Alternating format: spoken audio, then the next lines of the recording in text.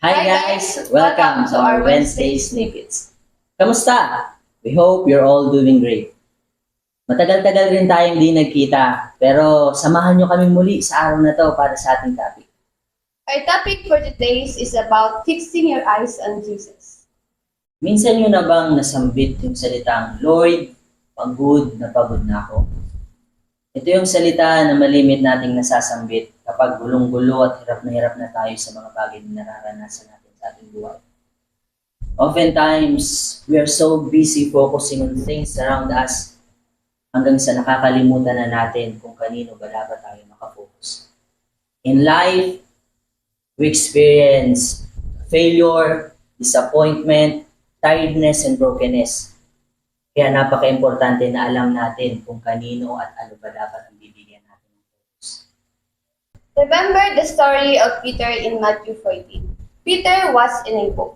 He saw Jesus walking on the water coming towards him. At first, they were all afraid, but Jesus reassured them. Lord, if it be thou, bid me come unto thee on the water. Come.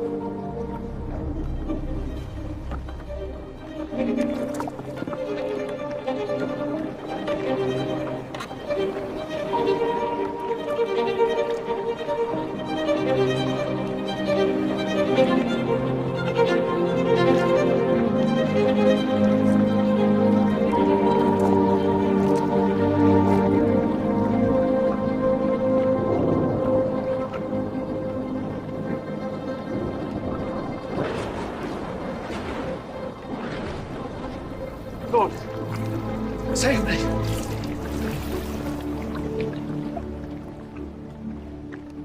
Peter fixed his eyes on Jesus, so he got out of the boat and started to walk through on water until he noticed the wind and waves. So fear went in. And just like Peter, nawawala yung focus natin kay Jesus until na malunod tayo kung ano yung nararamdaman at nararanasan natin ngayon. What three lessons can we gain from Peter's story? Jesus is not blind to not see our struggles and find ways for us to overcome it. Alam mo, yung lahat ng pagsubok, hirap at sakit na nararanasan mo, lahat ng yan nakikita at naiintindihan ng Panginoon.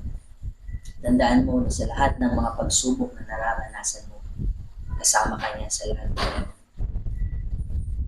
Hayaan mo na yung pagmamahal niya, presensya niya, magbigay sa iyo ng lakas para ma-overcome mo yung lahat ng mga pagsubok sa buhay mo.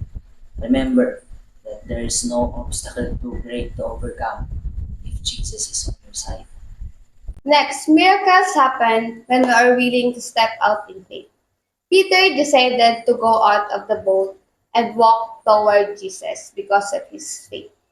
It is through faith that miracles of God come to our lives. Through our faith, we are allowing God's power to freely work wonders in our lives.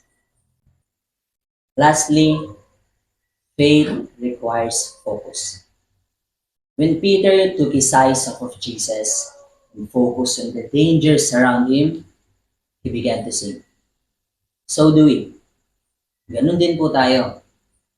Kapag inalis natin yung paningin natin sa Panginoon at nag-focus tayo dun sa mga kahirapan, sa mga pagsubok na maaari nating harapin, yun yung magiging dahilan para manghina tayo. At mas worse pa, mapahamak tayo. Faith like hope, peace and joy requires focus. We can be easily shaken if we are not looking at Him. Tandaan mo, hindi man natin kayang patigilin ang bagyo ng buhay, ngunit kaya nating harapin itong kasama si Kristo upang ating mapagtagumpayan.